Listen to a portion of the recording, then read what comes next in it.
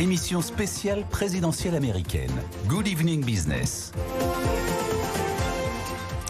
Bonsoir à tous, bienvenue dans cette émission spéciale. On va évidemment parler de ce raz-de-marée rouge, cet incroyable comeback de Donald Trump. Bonsoir Hubert Védrine. Bonsoir. Merci d'être avec nous, ancien ministre des Affaires étrangères. Vous avez été aussi longtemps à l'Élysée aux côtés de François Mitterrand. Une question quand même, est-ce que vous vous attendiez à un tel raz-de-marée rouge, parce qu'ils sont en passe de remporter le Sénat. Il faut rappeler que le rouge, c'est républicain là-bas. Hein. Oui, absolument. D'accord. Oui. Moi, je n'ai pas d'informations particulières. Je voyais que la moyenne des analyses s'attendait à Trump, mais pas aussi nettement. Oui. Donc le fait de gagner aussi largement, sans doute aussi, je crois, en nombre de voix populaires, si c'est confirmé. D'autre part, le Sénat, donc c'est évidemment un énorme score, mais à mon avis, ça vient de très loin. Je crois pas que Trump... C'est une vague. Oui, à mon avis, c'est une vague quoi, une vague populiste, une vague quoi populaire. D'accord. Populaire. Je pense qu'il y a une sorte de mouvement de fond dans le peuple américain qui voudrait donner un coup d'arrêt au progressisme américain des 60 dernières années. Pas revenir en arrière, mais donner un coup d'arrêt. Et on l'a très bien vu dans déjà le changement du Parti républicain il y a 20 ou 30 ans avec le Tea Party. On voyait bien que tous les progrès, entre guillemets, sociétaux à New York ou en Californie provoquaient des réactions depuis longtemps. Bon, de là arriver à ce score, c'était pas totalement prévisible. Et d'autre part, je crois qu'il y a une volonté de coup d'arrêt à la mondialisation qui a été faite par les mondialisateurs américains, l'américano-globalisation, qui a été trop loin et qui a détruit la classe moyenne ouvrière occidentale. Donc ça vient d'assez loin, indépendamment des talents incroyables de Trump, même si une grande partie des Européens le jugent personnellement répugnant pour ses positions, ses attitudes. Donc c'est un phénomène qui vient de loin, qui peut durer après lui. Regardez le vice-président. Donc c'est un phénomène énorme parce que pour beaucoup de gens en Europe, l'Amérique était la référence depuis 1945. La référence politique, démocratique, les valeurs, etc. Donc ça peut avoir entraîné des ébranlements considérables. Oui, quelque part, c'est un monde, c'est un rêve qui s'efface, dans le sens où on rêvait tous de l'Amérique. Et qu'aujourd'hui, on voit bien que ce rêve, en tous les cas, il n'existait plus du côté américain, et que le monde pour les États-Unis, pour les Américains, maintenant, ce sont les États-Unis. Ils sont plus les sauveurs du monde. C'est le monde d'après-guerre, de Roosevelt, de Truman, d'Hollywood. C'est ce que raconte Philippe Labro très bien dans ses livres. C'est cette Amérique-là que les Européens ont idéalisé. Et alors, pas tout le monde, il y a eu des anti-américains pour un mélange de mauvaises et de bonnes raisons, mais en tout cas, ça se désagrège un peu. Il faut se demander ce que va devenir l'Occident orphelin. Oui, l'Occident orphelin des États-Unis d'avant. Oui. C'est-à-dire l'Union européenne, l'OTAN, l'OMC, l'OCDE, enfin toute une série de systèmes bâtis après la guerre. Quoi. Comment vous l'expliquez ? C'est la crise économique ? C'est l'excès de mondialisation ? C'est un mélange. C'est encore une fois les classes populaires qui se sont sentis floués dans la mondialisation.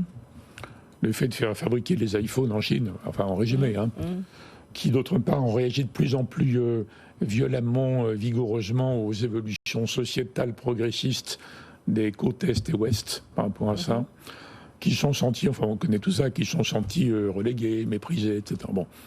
Et après il fallait qu'il y ait quelqu'un qui arrive à catalyser tout ça, à rassembler tout ça. Donc Trump avec tout ce qui a fait horreur à beaucoup d'Européens en même temps, c'est hyper efficace. Donc il y a un mélange, mais même sans Trump, je crois que cette vague aurait été très très forte. Puis Madame Harris, qui est une femme tout à fait honorable et estimable, ne pouvait pas en 3 mois corriger, redevenir le leader. Alors le bilan de Biden est très bon, en réalité. C'est ça, mais elle l'a pas du tout mis en avant, du reste. Elle l'a pas du tout mis en avant. Elle ne s'est pas démarquée non plus. Non. Ouais. Donc, mais c'est conjoncturel, ça. Moi, je vois plutôt ça comme une lame de fond. C'est un énorme raté, quand même, pour les démocrates, non, Kamala Harris? Non, je ne sais pas si un autre démocrate, si Biden avait dit 1 an avant, je ne peux pas me représenter, on va choisir quelqu'un, etc. Quel autre démocrate? Parce que le Parti démocrate est très divisé entre les anciens démocrates centristes, comme Biden, l'aile gauche classique, genre Sanders, il faut augmenter les salaires, etc., et l'aile woke. Et donc, je ne suis pas sûr qu'ils auraient... D'ailleurs, Biden avait dit, il y a 1 an ou 2, je suis obligé de continuer parce qu'il n'y a pas de solution. Et je suis obligé de garder Mme Harris parce qu'il n'y a pas de solution. Donc Mme Harris, il ne faut pas lui taper dessus maintenant, ce serait quand même lamentable et injustifié.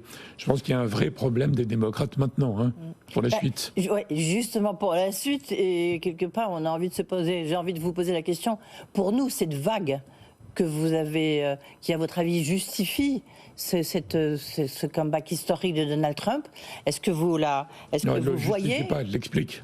Oui, vous l'expliquez, oui, justifie, qui explique. Est-ce que pour vous, on va connaître ça, ou on connaît déjà ça, notamment en France? Alors sur un point, oui, qui est l'immigration.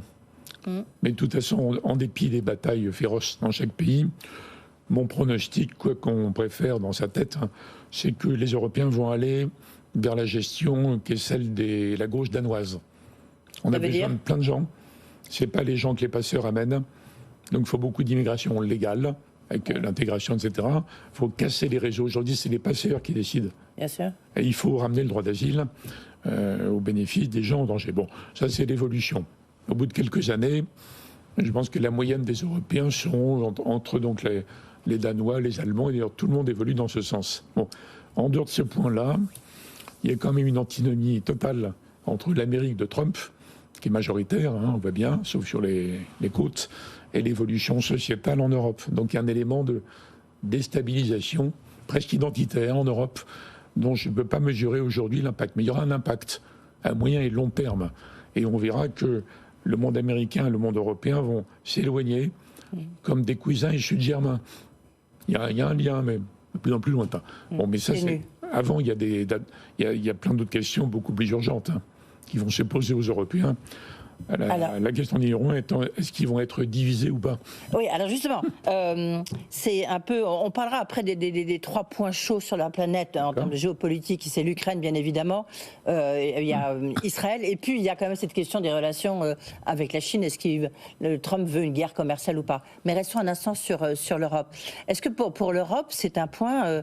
est-ce qu'il y a une vraie inquiétude pour l'Europe à avoir... Je ne sais pas si hier, je recevais Enrico Letta, que vous connaissez bien, forcément l'ancien Premier ministre, président du Conseil italien, qui disait, mais attendez, si les Européens restent comme ça, 27 divisés, on n'a aucune chance, on est laminé, on est perdu.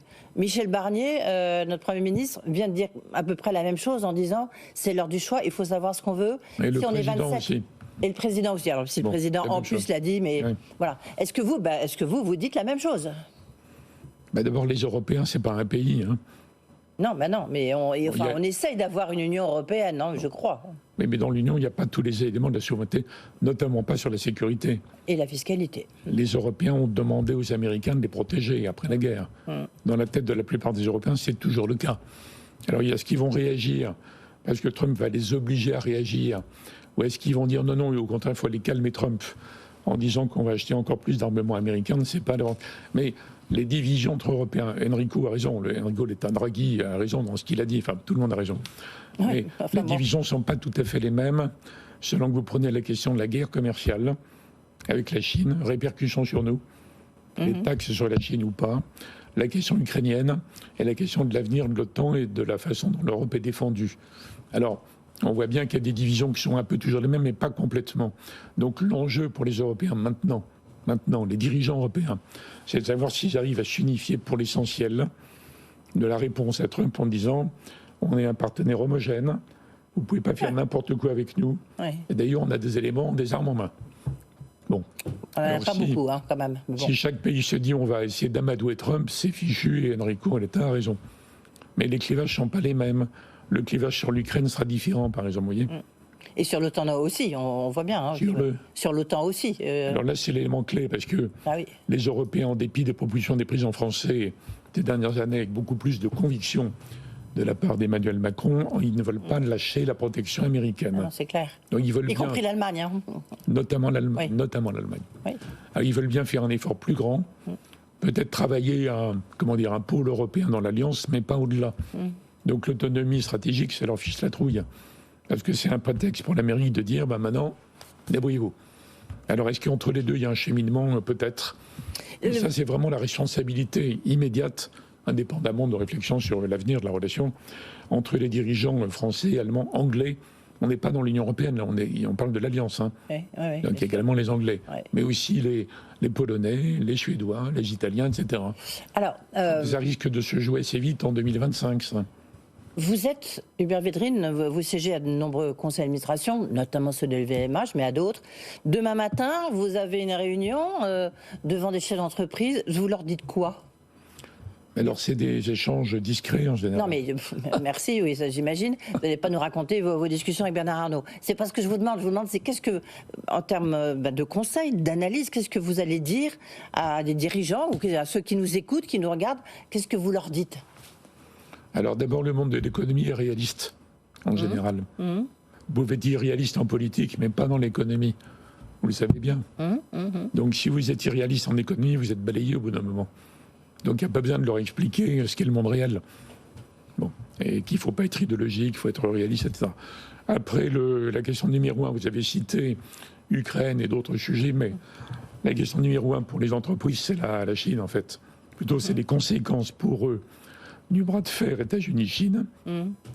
La Chine veut devenir numéro 1, l'Amérique veut rester numéro 1, et va empêcher la Chine, donc il y a un bras de fer. C'était le seul point d'unité, d'ailleurs. Absolument. Entre Trump et Biden, Harris. Donc la question pour les entreprises, disons, mondiales, c'est de mesurer les conséquences pour elles, de l'escalade dans les taxes. C'est ça le sujet. Oui, d'accord. Donc c'est le point clé. Le point clé.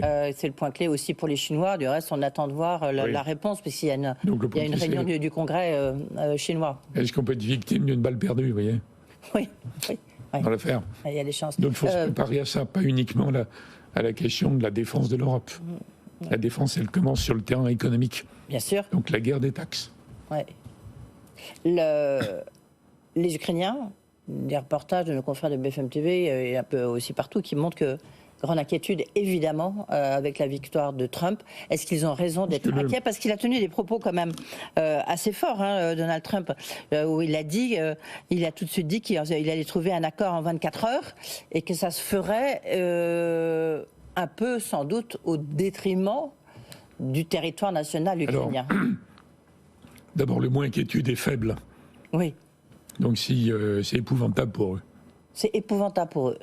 Si Trump met en œuvre ce qu'il a dit. Oui. Il a dit qu'il a réglé en 24 heures. Oui. Bon, personne n'y croit.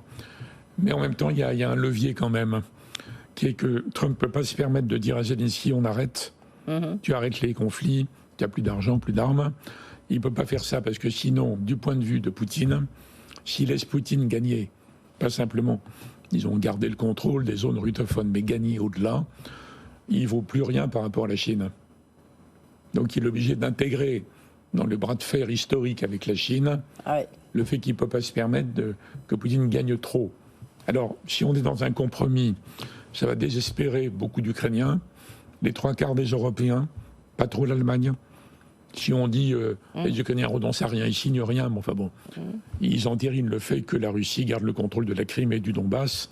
C'est horrible d'un point de vue national, patriotique, humain, moral. Mais les Ukrainiens n'auraient pas d'autres moyens. Donc à ce moment-là, ils demanderont quelles sont au moins les garanties pour que Poutine ne réattaque pas. Donc il y aura un débat. Si Trump confirme ses positions, on ne sait jamais avec lui. Il peut faire le contraire de ce qu'il a dit. Enfin, on verra. S'il dit ça, il y aura un débat sur quelle garantie. Garantie, ça veut dire... On voit bien, on se souvient des accords de Minsk. Ça veut dire... Il n'y avait pas beaucoup, il y avait des garanties. Aucun des deux ne voulait, oui. L'accord de Minsk. Peut-être que c'est dommage. Bon, on verra. Occasion ratée. C'est plus le jeu. Ça, En tout cas, garantie, ça veut dire dissuasion, donc menace. Qu'est-ce qu'on peut imaginer en dehors du fait de s'occuper de l'Ukraine, de la mettre peut-être dans l'Union européenne avec les autres qui sont candidats, de donner de l'argent pour reconstruire le pays, déminer, relancer l'agriculture. Il y a plein de choses à faire en Ukraine. Quelles seraient les garanties suffisantes pour que Poutine se tienne tranquille ?